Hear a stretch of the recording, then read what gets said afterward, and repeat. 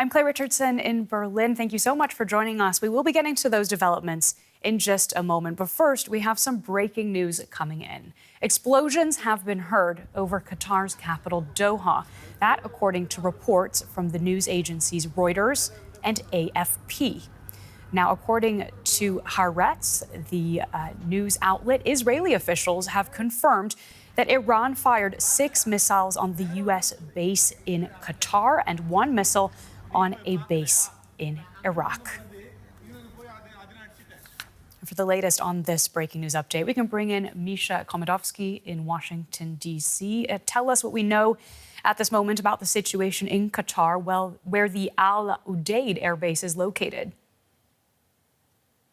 Claire, we do see reports now that there has been a credible threat from Iran targeting the U.S.-run air base in Qatar.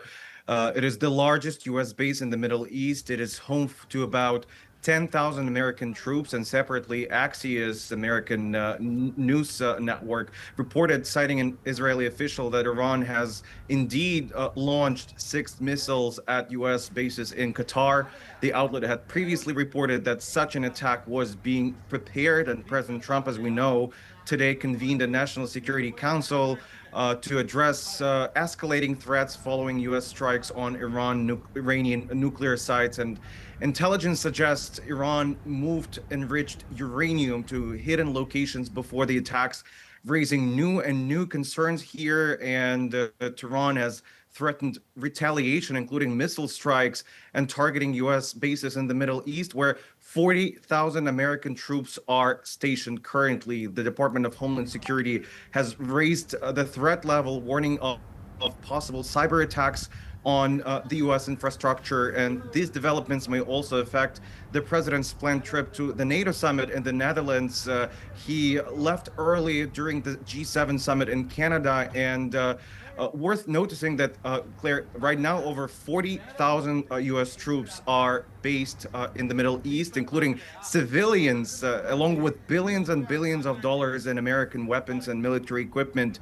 Thousands of these troops could now face direct threats from Iran through either missile strikes or through attacks similar to those that we see by Russia in Ukraine, where the drones are used. Or we can see assaults by Iranian-backed groups in the region. We're still waiting for the White House's reaction to these recent news. The story is currently breaking. We will bring you the latest in less than an hour. Yeah, that's absolutely right. And it's worth noting that in a press conference after the United States attacks on Iran over the weekend, they really made the case that this would be case closed. However, there had been fears that an Iranian response could target U.S. interests in the Middle East. How dangerous of a moment would this be if we get confirmation of what has happened here? Well, we are not seeing like a threat that would target the United States, but Tehran has threatened responses ranging from missile strikes to closing the Strait of Hormuz and targeting U.S. military bases. And this is somewhere they can reach because the United States is located way far away from the Middle East. Now, basically a region housing approximately 40,000 U.S. troops is under immediate threat. And Iran has already launched rockets at Israel in response, escalating regional hostilities. And we're yet to hear from President Trump on this matter, as he just now convened his national security team to discuss these latest developments. All right, and we will, of course, be keeping you posted on that. Thank you so much, Misha. That's DW's Misha Komadovsky in Washington, D.C. with the latest. And we also have DW's Richard Walker, our chief international editor, on the line for a broader view. Obviously, there will be international implications here. Richard, what do you think this attack will mean? Well, Claire, it's simply too early to say. Of course, we're all glued to agency information that's coming across minute by minute, really, with updates on what's happening. And yeah, we've had reports that airspace is being closed, not just in Qatar, which has been affected, but also in other parts of the region. And I think really the critical question is, how large is this strike by the Iranians? Does it hit US bases? Does it hit targets? Are US personnel injured or killed in this retaliatory strike by the Iranians? I think these are all going to be absolutely critical to the question of what happens next. If these strikes kind of land in the desert and nothing much comes of it, then there would be a potential to de-escalate. If these strikes cause significant damage, or especially if they cause US casualties, then you can expect some retaliation from the US, and Donald Trump has already threatened that, of course, in his many social media posts in recent days. So it's a real kind of wait-and-see moment right now.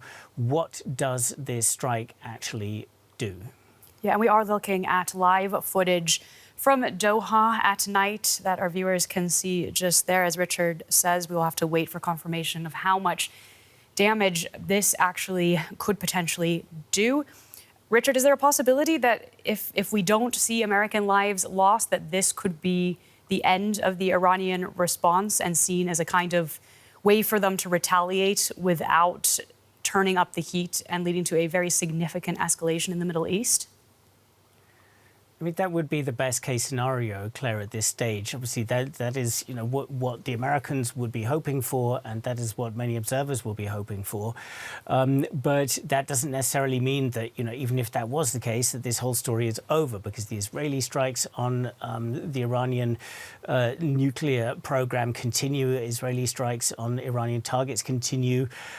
It's quite possible that if it becomes clear that the damage to the nuclear targets that was inflicted by the Americans was less than initially claimed by the Americans, that the Americans might then decide that they need to hit again. That's also obviously a possibility.